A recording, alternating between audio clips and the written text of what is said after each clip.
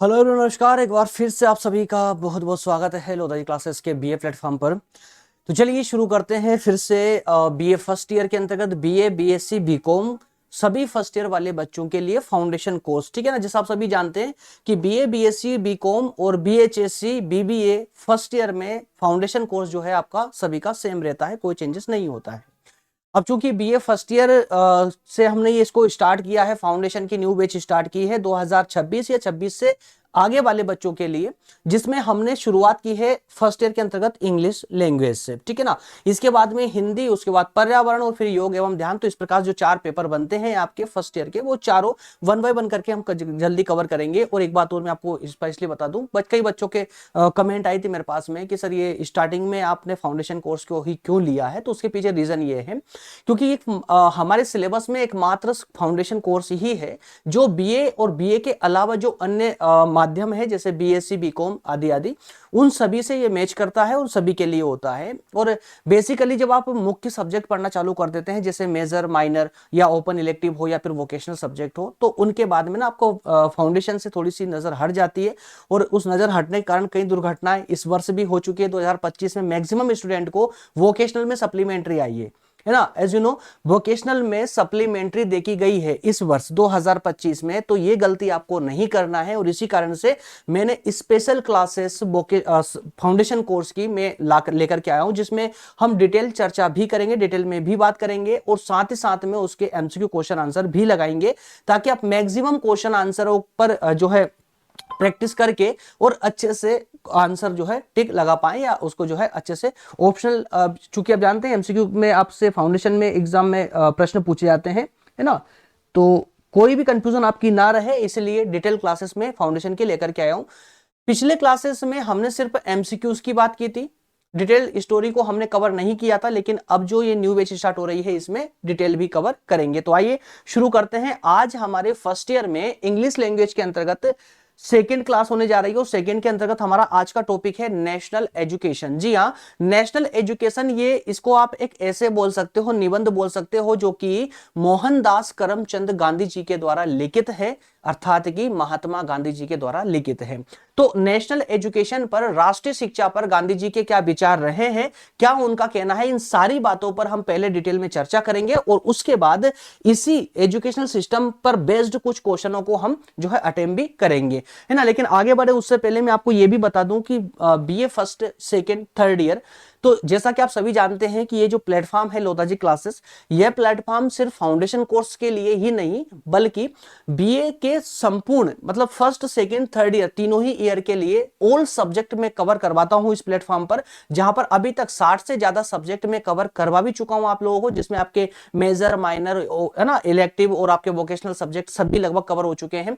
कहां मिलेंगे? तो प्लेलिस्ट में जाइएगा चैनल की। कैसे जाना है प्लेलिस्ट में? तो मैंने ये देखिए रेड लाइन देख सकते हो आप, इसके थ्रू मैंने समझाने का प्रयास भी किया है। थोड़ा सा अपने बुद्धि का प्रयोग कीजिए और प्लेलिस्ट तक पहुंच जाइए। अगर नहीं जाना आता है तो थोड़ी कोशिश कीजिए, पहुंच जाओगे। वहां पर आपको सारे सब्जेक्ट क्रम से देखने को मिल जाएंगे। इसके अलावा जो भी बच्चा कॉम्पिटिटिव एग्जाम की तैयारी करना चाहता है या कर रहा है और YouTube पर कोई ऐसी क्लासेस सर्च कर रहा है जब बिना कोई पैसे दिए, बिना कोई फीस दिए आप पूरी डिटेल में एकदम डीपली पढ़ सको प्रत्येक सब्जेक्ट को, तो उसके लिए एक अच्छा सा प्लेटफॉर्म है जिसका नाम है प्रज्ञान हिंदी। क्या नाम है? प्रज्ञान हिंदी। नोट कर लीजिएगा, मेरे ही द्वारा इस प्लेटफॉर्म को ऑपरेट किया जा रहा है। बहुत जल्दी न्यू बैच इस प्लेटफॉर्म पर स्टार्ट होने जा रही है, जहां पर ये सारे सब्जेक्ट जो आप देख रहे हैं ना, polity, history, geography, science, environment, economy, ethics, Hindi, English आदि आदि सारे सब्जेक्ट जो आपके मुख्य सब्जेक्ट कॉम्पिटिटिव एग्जाम के, सारे में पूरे डीपली कवर करवाऊंगा, है ना। एकदम बेसिक से हम इस प्रत्येक सब्जेक्ट को स्टार्ट करेंगे। अभी तक जो है काफी सारा कंटेंट मैं इस पर दे चुका हूं आप लोगों को, जिसमें top 5000 all India GK series already है, ठीक है। यहां पर मैंने 5000 प्रश्न बताए हैं जो ऑल इंडिया जीके सीरीज को कवर करते हैं। क्लियर है?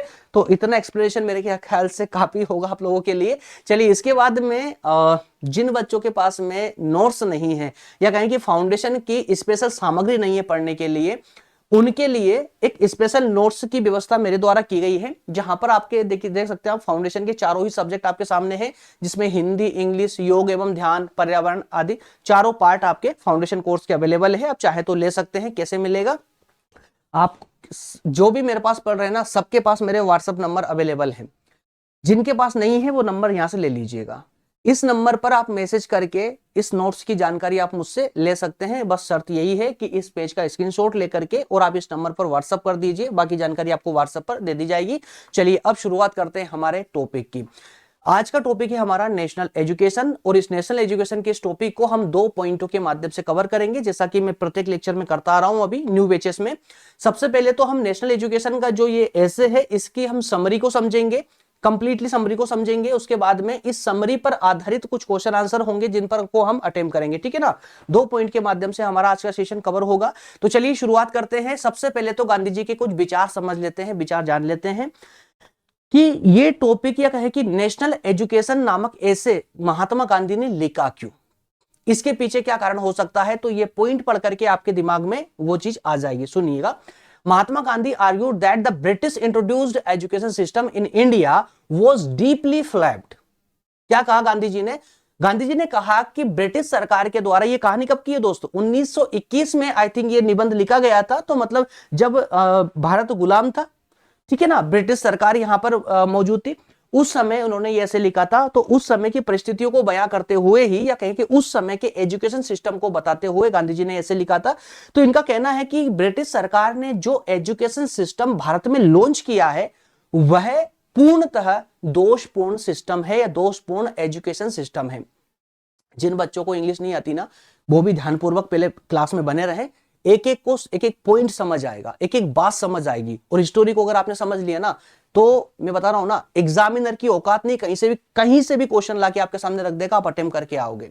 यहाँ इंग्लिश कोई मायने नहीं रखती है कि इंग्लिश नहीं आएगी तो आप इंग्लिश नहीं पढ़ पाओगे, ऐसा कुछ भी नहीं है। थोड़ा सा प्रयास आपके सब्जेक्ट को बहुत इजी बना देता है। तो चलिए शुरू करते हैं, ठीक है। तो महात्मा गांधी ने क्या कहा कि ब्रिटिश सरकार ने जो एजुकेशन सिस्टम भारत में लॉन्च किया है वो क्या है? डीपली फ्लैप्ड है। दैट मीन्स कि क्या है? वो दोषपूर्ण है, यह पद्धति दोषपूर्ण है। It was designed bye foreign power and focused only on intellectual skills. अब कुछ पॉइंटों को मैं यहां पर मार्क कर रहा हूं, ध्यान दीजिएगा। क्या कहा उन्होंने आगे?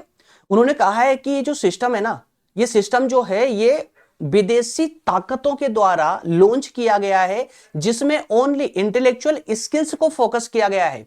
इंटेलेक्चुअल स्किल्स पर ही फोकस किया गया, मतलब कि जो बौद्धिक क्षमताएं होती है सिर्फ उन पर फोकस किया गया है, जबकि जो मेन एस्पेक्ट थे उनको इग्नोर कर दिया गया, जैसे कंपेशन, काइंडनेस एंड सिंपैथी।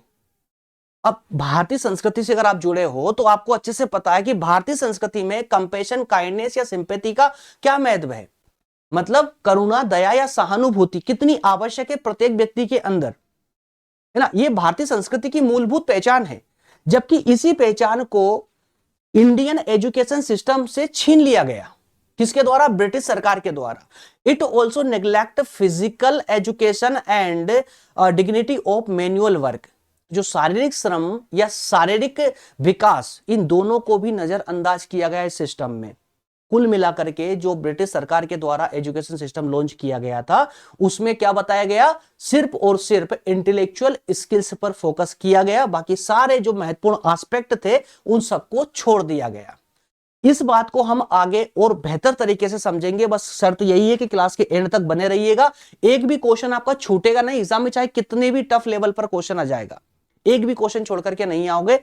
शर्त क्या है? स्टोरी को कंप्लीट समझने की। चलिए अब हम बात आगे बढ़ाते हुए, अब हम इसको ना 2 पार्ट में हम कवर करेंगे।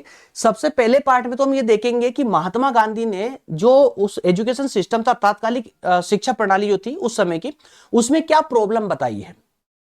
ये जो एजुकेशन सिस्टम के लिए जो ये बता रहे हैं क्या प्रॉब्लम है, वो प्रॉब्लम एक्चुअल में क्या है ना, उसको आइडेंटिफाई कर रहे हैं। तो पहले तो उन प्रॉब्लमों को समझ लेते हैं कि प्रॉब्लम है कौन कौन सी। उसके बाद में आगे फिर हम बात करेंगे गांधी जी ने कौन से रिफॉर्म बताए हैं कि इस सिस्टम में कौन कौन से सुधार किए जा सकते हैं जिससे ये सिस्टम ठीक हो जाए। ठीक है, दोनों एस्पेक्ट में हम बात करेंगे। तो पहले उस प्रॉब्लम्स की बात कर ले जिससे गांधी जी को प्रॉब्लम थी कि ये सब नहीं होना चाहिए था। तो ऐसे हम 4 प्रॉब्लम पर यहां पर बात करेंगे। जैसे पहली प्रॉब्लम होगी यहां पर अलाइन मीडियम ऑफ इंस्ट्रक्शन। ठीक है, अलाइन मीडियम ऑफ इंस्ट्रक्शन, भाई विदेशी माध्यम से शिक्षा देना। दूसरा कारण होगा या दूसरी प्रॉब्लम है इररिलेवेंट टेक्स्ट बुक्स, है ना। जो टेक्स्ट बुक है, जो पाठ्य पुस्तकें होती है, उनमें सामग्री ऐसी है जो किसी काम की नहीं है गांधी जी के अनुसार। यहां पर सारी बातें गांधी जी के अनुसार हो रही है, मेरे मुंह से जरूर निकल रही है, लेकिन जो विचार है जो तथ्य है वो गांधी जी के हैं, इसलिए आपको ये सिस्टम समझना होगा। नेशनल एजुकेशन वाला जो ऐसे है इसमें सारे विचारों को सब, क्योंकि इसी पर आधारित होकर के ये क्वेश्चन आपसे पूछे जाएंगे, है ना। थर्ड जो पॉइंट होगा वो होगा loss of cultural pride. Loss of cultural pride, भाई भारतीय जो संस्कृति है, संस्कृति के प्रति सम्मान की जो भावना है उसको हम खो देते हैं जैसे जैसे शिक्षित होते हैं इस नेशनल एजुकेशन सिस्टम के अनुसार, या है ना, तो इसके अनुसार जब हम एजुकेटेड होते हैं तो हम हमारी ही संस्कृति का अपमान करने लगते हैं। और चौथा कारण है कंटेम्प्ट फॉर मैन्युअल लेबर, मतलब इस प्रणाली में कहीं से कहीं तक शारीरिक जो श्रम है उसको को महत्व नहीं दिया गया है। दैट मीन्स उसको कंटेम्प्ट किया गया है, उसकी आलोचना की गई है, अवहेलना की गई है, ठीक है। तो कंटेम्प्ट फॉर मैन्युअल लेबर, तो ये 4 पॉइंट मैंने आप लोगों को बताए। चारों पॉइंट जो है गांधी जी की नजर में सबसे बड़ा दोषपूर्ण प्रणाली, इस चारों पॉइंटों के कारण ही यह प्रणाली सबसे ज्यादा दोषपूर्ण थी। तो अब मैं पूरा हिंदी में इतना क्यों बोल रहा हूं, इसके पीछे रीजन ये है कि हिंदी माध्यम वाले जो बच्चे हैं वो भी इसको सटीक रूप से पूरी स्टोरी को समझ पाए, ताकि क्वेश्चन आंसर लगाने में प्रॉब्लम ना आए। अब देख पाएंगे, पहले मैंने इंग्लिश लिखा है, उसके जस्ट बाद में मैंने उसको ट्रांसलेट करके हिंदी में भी लिख दिया है, ताकि दोनों माध्यम वाले बच्चे, इंग्लिश और हिंदी दोनों माध्यम वाले बच्चों के लिए सेशन वैल्यूएबल हो पाए, ठीक है। चलिए, तो अलाइन मीडियम ऑफ इंस्ट्रक्शन का मतलब क्या हुआ दोस्त, इसका मतलब हुआ, देखिए आगे पहले पढ़ते हैं उसके बाद हम इसको पूरा इसका पोस्टमार्टम करते समझते हैं। Education was delivered in English, a foreign language, placing mental strain on student and making them imitate western way rather than think independently। मतलब क्या हुआ कि जो शिक्षा हमको यहां प्रोवाइड की जा रही है भारत में, मैं 1921 के अकॉर्डिंग बात कर रहा हूं, जो शिक्षा हमको प्रोवाइड की जा रही है वह शिक्षा, पहली प्रॉब्लम तो क्या है कि अंग्रेजी भाषा में शिक्षा दी जा रही है। किसमें? अंग्रेजी भाषा में। अब जब अंग्रेजी भाषा में शिक्षा दी जा रही है और बच्चा उसको समझ ही नहीं पा रहा है, तो जब नहीं समझ पाएगा लेकिन जबरदस्ती उसको पढ़ाया जाएगा तो क्या होगा, वो मानसिक तनाव के घेरे में आ जाएगा। तो इसी कारण से बच्चे मानसिक तनाव उनके अंदर पैदा होता है और इस कारण से बच्चा समझने की अपेक्षा रटना चालू कर देता है। और रटना जब चालू होता है तो सोचने समझने की क्षमता उसकी नष्ट होने लगती है, वो अपनी भाषा और अपने वास्तविक जीवन से धीरे धीरे कटने लगता है। वो जब ये कटन विद्या चालू होती है ना, तो इससे वह क्या होता है, अपनी मातृभाषा और अपनी संस्कृति को एक दिन खो बैठता है। मतलब कुल मिलाकर के अपनी ही भूमि पर होकर के भी वह बच्चा पराया हो जाता है, विदेशी हो जाता है। किस कारण से? इस कारण कि हमारा जो एजुकेशन है वो हमारी भाषा में ना होकर के कई विदेशी भाषा में दिए जाना। तो अलाइन मीडियम ऑफ इंस्ट्रक्शन का मतलब यही हुआ कि आपका जो माध्यम है वह ऐसा माध्यम है जिससे बच्चा अपना विकास करने के बजाय क्या होगा, अपनी ही संस्कृति को, अपनी सभ्यता को खो बैठेगा और वो अपनी ही भूमि पर विदेशी बन के रह जाएगा। दूसरा जो कारण था, irrelevant text book.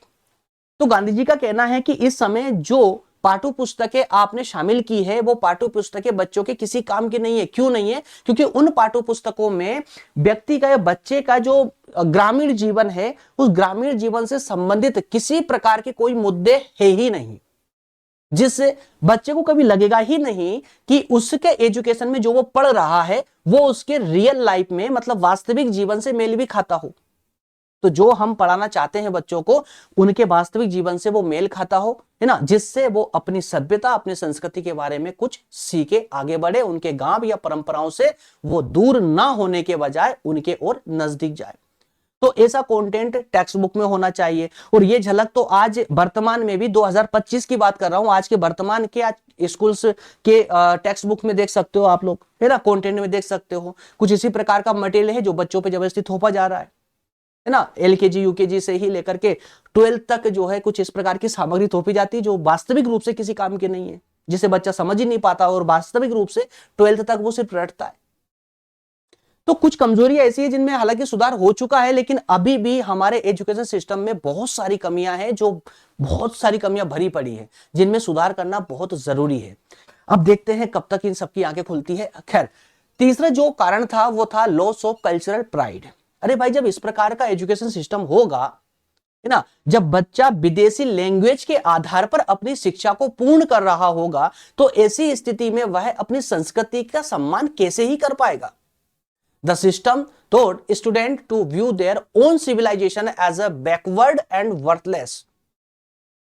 undermining their pride in Indian tradition. Yet Gandhi believed deep cultural roots remained even in educated youth. इतना होने के बाद भी गांधी जी को विश्वास था कि जो शिक्षित बच्चा है, युवा है, उसकी जो जड़ें हैं ना, वो भारतीय संस्कृति की जड़ें हैं जो कभी समाप्त नहीं होगी। अगर हम आज फिर से इन बच्चों को समझाएं तो फिर से भारतीय संस्कृति पर पकड़ उसकी मजबूत हो सकती है। तो इस प्रकार के एजुकेशन सिस्टम अगर रहता है तो उससे क्या होगा, वही भारतीय छात्र अपनी ही सभ्यता या अपनी संस्कृति से दूर होता चला जाएगा और वो इस कंटेंट से ऐसा सीखता है जिससे वो अपनी ही सभ्यता को पिछड़ा हुआ मानता है, अपनी ही सभ्यता का अपमान करना सीखता है। तो इस प्रकार की शिक्षा प्रणाली पूर्णतः भारत के लिए निरर्थक है, ऐसा गांधी जी का मानना था। और जो चौथा रीजन है वो है कंटेंट फॉर मैनुअल लेबर। इस पूरे एजुकेशन सिस्टम में जो ब्रिटिश सरकार ने लॉन्च किया है भारत में, इसमें कहीं से कहीं तक शारीरिक विकास या शारीरिक जो श्रम है उसकी पूरी तरह अवहेलना की गई है, आलोचना की गई है, मतलब उसको स्थान ही नहीं दिया गया है।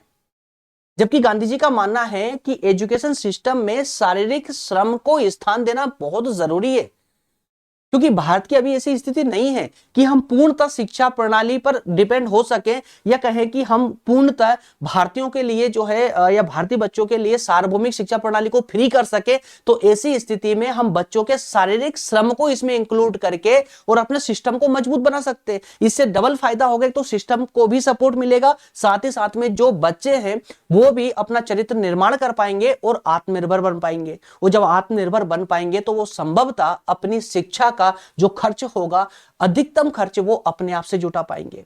तो कहीं ना कहीं भविष्य में चल करके आय पैदा करने की शक्ति उस बच्चे के अंदर आएगी।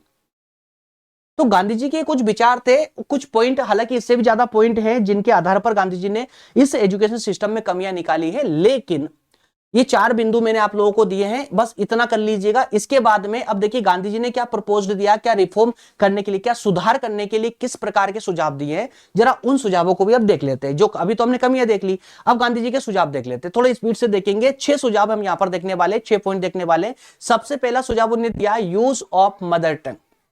जहां पर आप अंग्रेजी का यूज कर रहे हो ना सबको सिखाने के लिए, उस अंग्रेजी को हटाइए और उसको ऑप्शन में डालिए, ऑप्शनल में डालिए। और मेन चीज, जहां का स्कूल है, जहां का बच्चा है, उस क्षेत्रीय भाषा में उस बच्चे को समझाइए, सिखाइए, पढ़ाइए। तो उससे क्या होगा, वो सिर्फ शिक्षित ही नहीं होगा, वो सारी बातों को भावनात्मक रूप से समझ पाएगा और उसकी गहराइयों को छू पाएगा। और जब वो अपनी शिक्षा में भावनात्मकता को जोड़कर आगे बढ़ेगा ना, तो उस पढ़ाई की गहराई को वो पूर्णतः समझेगा और अपनी संस्कृति को गहराई से समझ पाएगा, जिससे वो अपनी संस्कृति पर, अपनी सभ्यता पर प्राउड कर सके।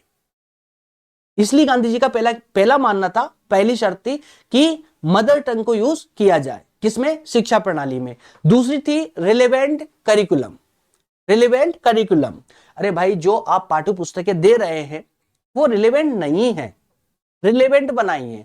इन पाठ्य पुस्तकों में ग्रामीण जीवन को सम्मिलित कीजिए, कृषि को सम्मिलित कीजिए, क्योंकि उस समय की जो अधिकतम जो आबादी थी ना, जो बच्चे थे वो ग्रामीण क्षेत्रों से बिलोंग करते थे और किसानों के बच्चे हुआ करते थे। और साथ ही साथ में कुछ हुनर को भी इसमें ऐड कीजिए ताकि बच्चे उसको पढ़े, समझे और कुछ सीखे।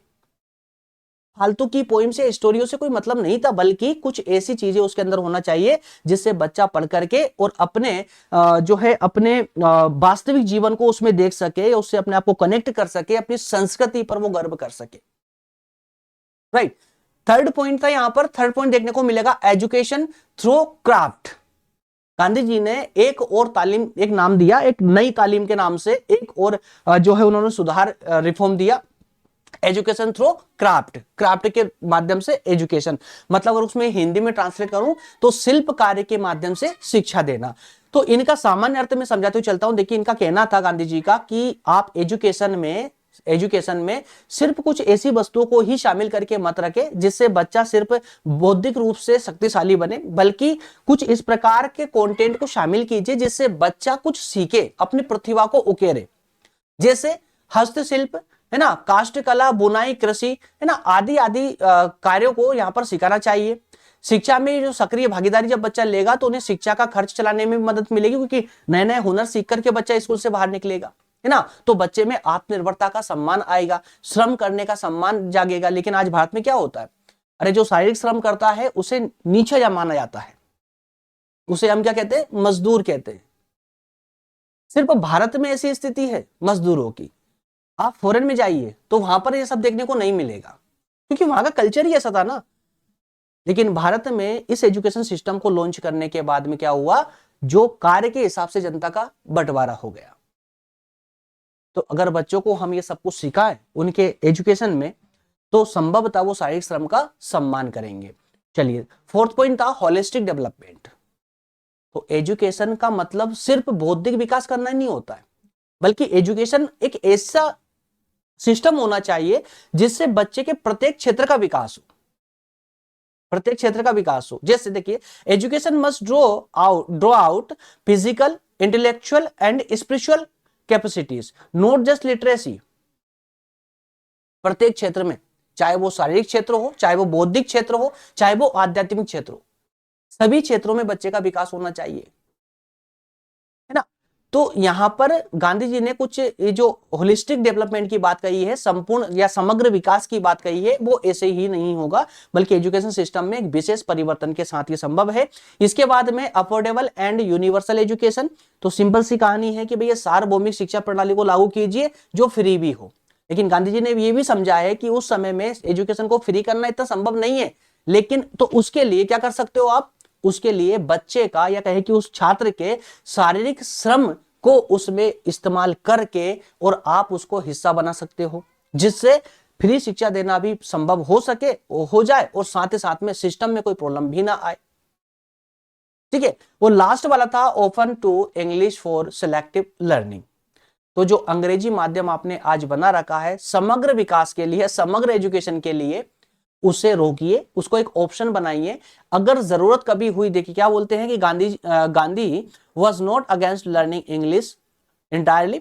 तो गांधी को इंग्लिश के खिलाफ नहीं थे, he allowed it for those who have a talent for language और need it for international affairs, but only after grounding in and respect for Indian culture.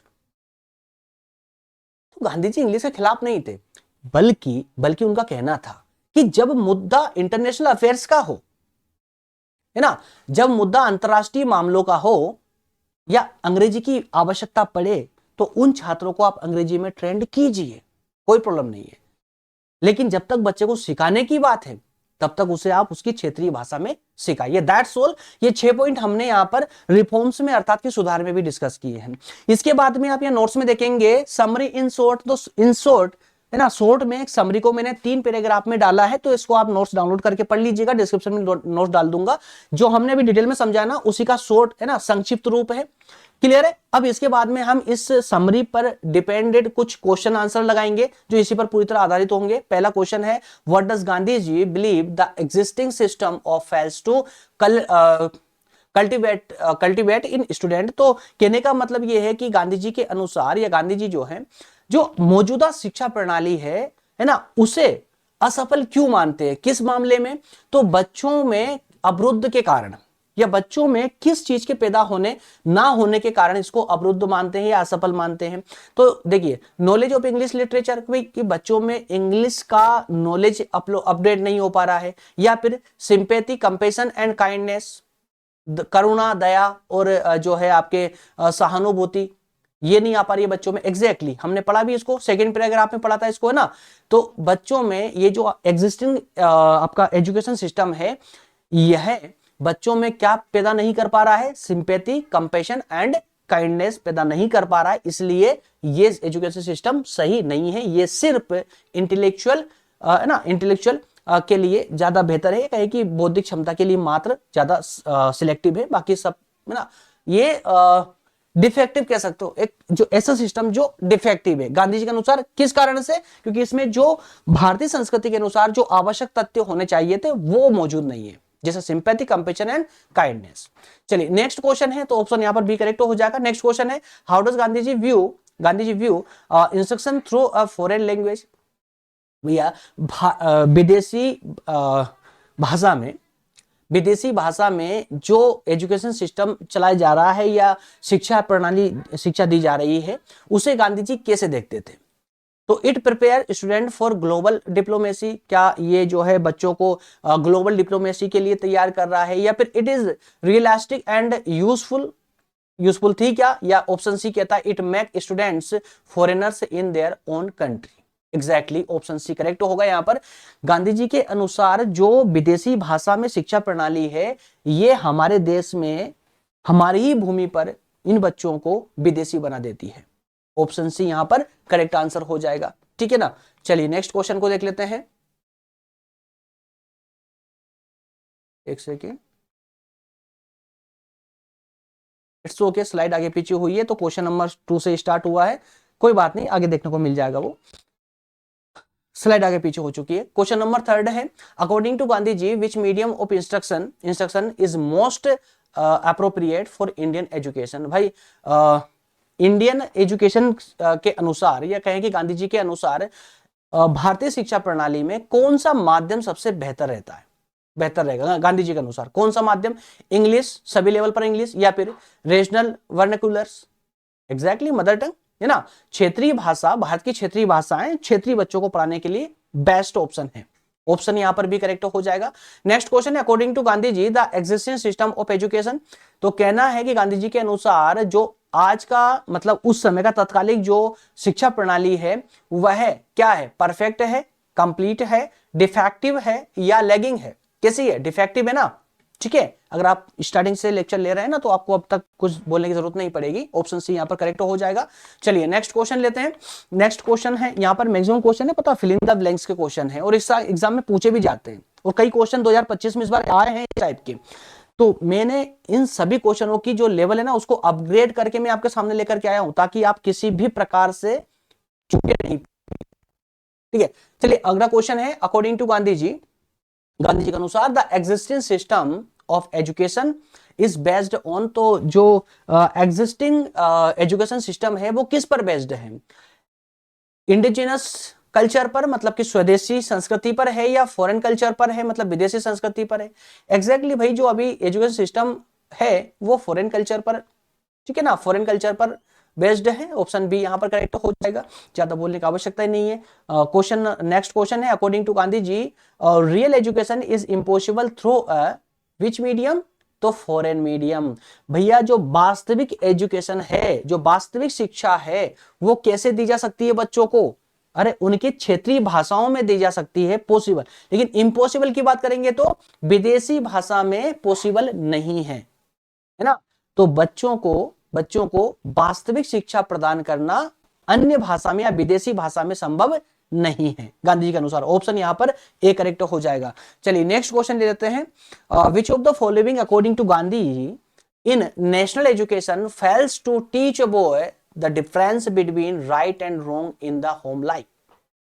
Gandhi ji के अनुसार और इस निबंध के अंतर्गत ये जो सिस्टम है ये फेल रहा है किस बात में? भाई एक बच्चे को सही और गलत की पहचान कराने में, क्या सही और क्या गलत की पहचान, क्या सही और क्या गलत है, यह पहचान कराने में सिस्टम पूरी तरह गलत रहा है।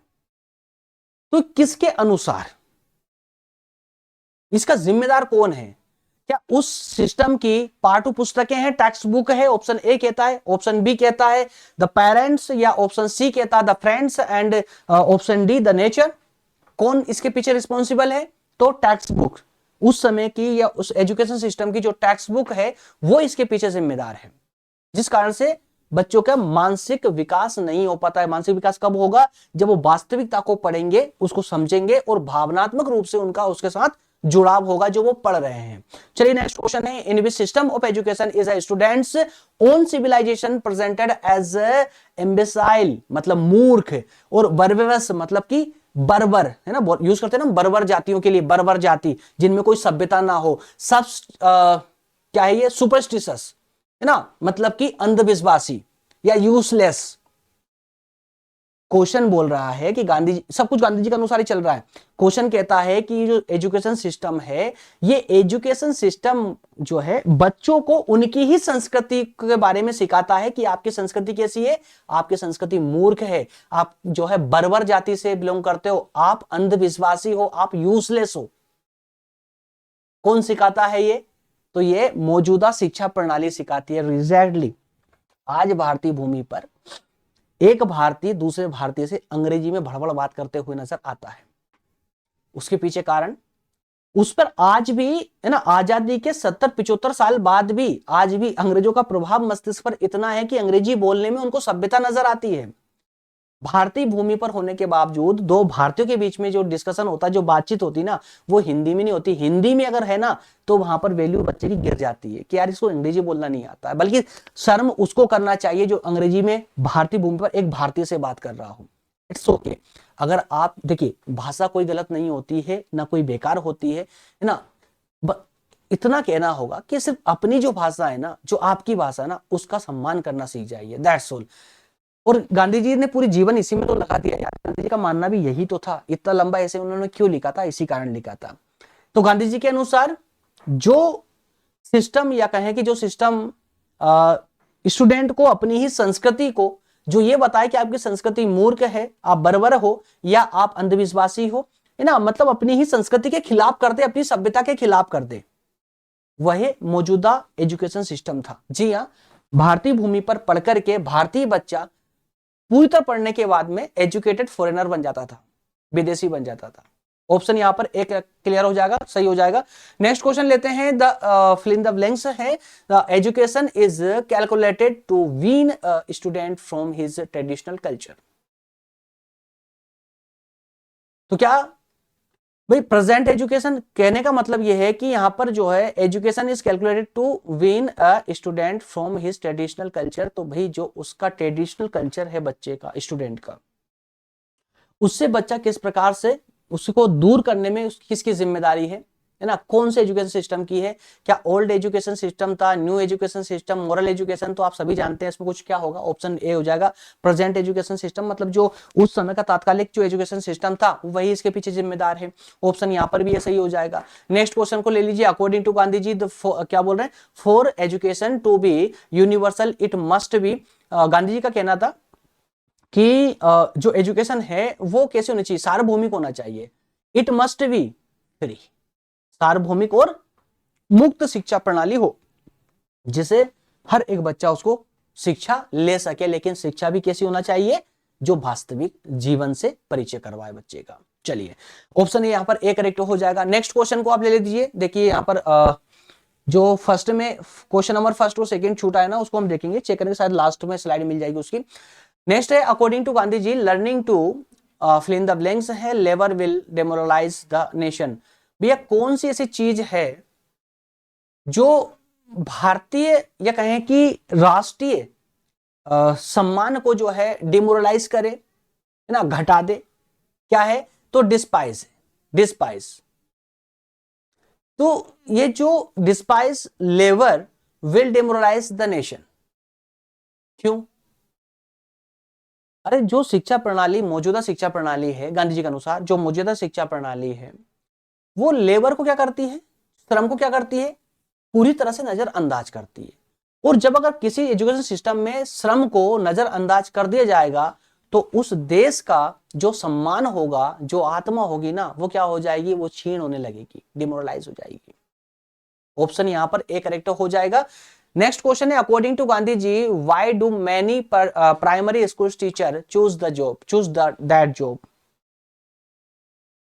ये किस प्रकार से प्राइमरी स्कूल के जो टीचर हैं वो एक जॉब की तरह ट्रीट करते हैं, एम्प्लॉयमेंट की तरह, ठीक है ना, रोजगार। तो यहां पर कोई डिफिकल्टीज है ही नहीं है। क्लियर। नेक्स्ट क्वेश्चन लेते हैं। क्वेश्चन नंबर 13 है, according to Gandhi ji the use of fill in the blanks है medium in education has made Indian children almost foreigners in their own land. क्या बोल रहा क्वेश्चन? अरे कौन सा माध्यम है जिसमें पढ़कर के भारतीय बच्चा अपनी भूमि पर पढ़कर के वो विदेशी बन जाता है? कौन सा माध्यम होगा? फॉरेन माध्यम, विदेशी माध्यम, सही है ना। बाकी 3 माध्यम जो नीचे के हैं आपके, लोकल, वर्नाकुलर या सिंपल, इन्हीं में अगर बच्चों को पढ़ाओगे तो वास्तविक रूप से क्या होगा, विकसित होगा। तो क्वेश्चन ऑप्शन यहां पर ए करेक्ट हो जाएगा। नेक्स्ट क्वेश्चन है, according to Gandhi ji the foreign medium has hindered the fill in the blanks of our vernaculars. तो किस प्रकार से जो है हमारी, अब यार इसको फिल इन द ब्लैंक्स, देखिए इसको फिल कर लोगे तो आपको समझने में और ज्यादा करेक्ट होगा। देखिए यहां पर ग्रोथ को अगर यहां फिल कर देते हो ग्रोथ। अब इसको सेंटेंस को पूरा पढ़िए। Foreign medium has hindered the growth of our vernaculars. जो हमारी स्थानीय भाषाएं हैं उनके विकास को क्या कर देता है, क्षीण कर देता है, रोक देता है। कौन? विदेशी माध्यम पढ़ाई का। ठीक है, ऑप्शन यहां पर भी एक करेक्ट हो जाएगा। नेक्स्ट है, according to Gandhi which language did he regard as a language of international commerce and diplomacy. तो गांधी जी के अनुसार अगर जब बात आए इंटरनेशनल कॉमर्स की या डिप्लोमेसी की, तो उस समय लैंग्वेज क्या होना चाहिए, एग्जैक्टली इंग्लिश होना चाहिए, है ना। इंटरनेशनल डिप्लोमेसी में हमने क्या पढ़ा था कि जब इंटरनेशनल डिप्लोमेसी की बात हो तो अंग्रेजी माध्यम को रखिए, कोई प्रॉब्लम नहीं है। ठीक है ना। तो इस तरह से आपके 15 क्वेश्चन, अब मैं माफी चाहूंगा, इसमें क्वेश्चन नंबर 1 और 2 जो है मिस है स्लाइड में, शायद स्लाइड डिलीट हो चुकी होगी या किसी कारण से। तो ये क्वेश्चन अगर पॉसिबल हुआ तो मैं आपको इस पीडीएफ को ठीक करवा के और इसमें वो 2 क्वेश्चन और ऐड करके मैं आपको प्रोवाइड करवा दूंगा। और बाकी ये जो नोट्स है, क्लास नोट्स, ये डिस्क्रिप्शन से आप डाउनलोड कर लीजिएगा, है ना। और मैं ये बिल्कुल नहीं कहता हूं कि जो क्वेश्चन मैंने 15 क्वेश्चन आपको प्रत्येक क्लास में देता हूं सिर्फ उनसे ही आपका काम बन जाएगा, ऐसा नहीं है। आपको इसके अलावा और भी क्वेश्चनों पर आपको प्रैक्टिस करनी पड़ेगी अगर आप इसके 100% लेवल को टच करना चाहते हो तो। अब याद देखिए, मैं या तो कोई भी टीचर होगा मेरे अलावा, मैं क्या कोई भी टीचर होगा इस दुनिया का, डिटेल क्लासेस भी और सभी क्वेश्चन, मैक्सिमम क्वेश्चन भी डिस्कस कर ले तो पॉसिबल नहीं है, क्योंकि क्लासेस फिर 1, 1.5, 2 घंटे पर बात करेगी एक एक क्लास, जिसमें आप रुचि नहीं रखोगे। आपको शॉर्ट क्लासेस चाहिए, है ना। तो शॉर्ट क्लासेस या तो सिर्फ एमसीक्यू पढ़ लीजिए या फिर डिटेल क्लासेस पढ़ लीजिए, क्वेश्चन मत लगाइए। लेकिन मैं यहाँ पर दोनों ही करने का प्रयास कर रहा हूँ आप लोगों के लिए, डिटेल भी पढ़ा रहा हूँ, साथ में क्वेश्चन भी लगा रहा हूँ। लेकिन आपको शर्त माननी होगी, आपको अलग से क्वेश्चन पर रिविजन लगाना होगा, प्रैक्टिस करनी होगी, तभी कहीं जाकर के आप आजकल के एग्जामों के लेवल को टच कर पाओगे, अन्यथा आप फिर से पीछे रह जाओगे। आपके पास किताब है, पुस्तक है, उसी पुस्तक से आप कवर कीजिए, उसी में जो क्वेश्चन दिए गए हैं उन क्वेश्चनों को पढ़ना स्टार्ट कीजिए। अब ये क्लास लेने के बाद में आपको 100% सभी क्वेश्चन समझ आएंगे, कहीं पर कोई डाउट नहीं रहेगा, ये मेरी गारंटी है। पढ़ना स्टार्ट तो कीजिए, लेकिन फिर भी अगर प्रॉब्लम आती हो ना, तो मैं आपको नोट्स प्रोवाइड करवा रहा हूं ना, वो नोट्स लीजिए, उस नोट से आपका काम हो जाएगा। ठीक है। वीडियो के स्टार्टिंग में मैंने आपको अनाउंसमेंट किया था, नोट्स का बताई थी मैंने आपको, हिंदी, इंग्लिश, आपके योग, ध्यान और आपका जो पर्यावरण सब्जेक्ट है, चारों की नोट्स तैयार है, आप ले सकते हैं बिल्कुल। कुछ सब्सक्रिप्शन चार्जेस है उसमें, आई थिंक 149 रुपए, तो वो आप पे करोगे, चारों सब्जेक्ट की नोट्स आपको मिल जाएगी, है ना। बहुत सिंपल है यार, और इतना ज्यादा कॉस्टली भी नहीं है ना, बहुत कम पर है, क्योंकि एक टीम पूरा काम करती है, उनको पेमेंट करना होता है, इस कारण से वो चार्ज यहाँ पर फिक्स किया गया है। नेक्स्ट क्लास जो आपकी होने वाली है वो होगी द एक्स पर। ठीक है। तो यहाँ पर आर के नारायण जी के द्वारा ये लिखित हुई पोइम है, और इस पोइम पर भी हम इसी प्रकार से कंप्लीट डिस्कशन करेंगे। ठीक है। तो ये नोट्स आपके सामने हैं, आप चाहें तो ले सकते हैं, नोट्स पीडीएफ के रूप में है ना। और बहुत ही इजी लैंग्वेज में मैंने इसको अरेंज करने का प्रयास किया है, डिटेल में मैक्सिमम क्वेश्चन पर प्रैक्टिस आप इस नोट्स के माध्यम से कर सकते हो। बहुत कम दामों पर है, मात्र 149 रुपए का सब्सक्रिप्शन अमाउंट है, मात्र इस पर आप ले सकते हैं, कोई प्रॉब्लम नहीं, कि कुछ समय के लिए है ये अमाउंट। बाकी इसका वास्तविक अमाउंट जो है 399, इस पर ये आ जाएगा फिर। ठीक है ना। तो अभी आप लेना चाहें तो बिल्कुल आप ये चारों सब्जेक्ट प्राप्त कर सकते हैं। ओके फ्रेंड्स, मिलेंगे नेक्स्ट सेशन में। और जाने से पहले मैं आपको फिर से कहूंगा, याद दिला दूं आप लोगों को, सेशन अगर आपके लिए हेल्पफुल हो रहा है, अच्छा लग रहा है, तो लाइक जरूर कर दिया करें, उसके बाद ही क्लास को छोड़े, है ना। इसके अलावा यदि आप चाहते हैं कि 3rd ईयर तक मैं आपका सपोर्ट करता रहूं और 3rd ईयर तक आप सभी सब्जेक्ट मेरे द्वारा इसी प्लेटफॉर्म पर पढ़ें, तो उसके लिए बहुत जरूरत ये होगी कि आप जो है जुड़ जाइए इस क्लासेस के साथ में, सब्सक्राइब कर लीजिए, बेल आइकन को प्रेस कर लीजिए, तभी कहीं जाकर के हमारी सभी क्लासेस के नोटिफिकेशन आप तक पहुंचेंगे। और उसके अलावा आप लोगों के लिए व्हाट्सएप और टेलीग्राम ग्रुप भी बना दिए गए हैं, वहां पर आकर के ज्वाइन हो जाइए, डिस्क्रिप्शन में सबकी लिंक मिल जाएगी, जाइए डिस्क्रिप्शन में सर्च कीजिए। ओके फ्रेंड्स, मिलेंगे नेक्स्ट सेशन में। बहुत धन्यवाद, थैंक यू सो मच।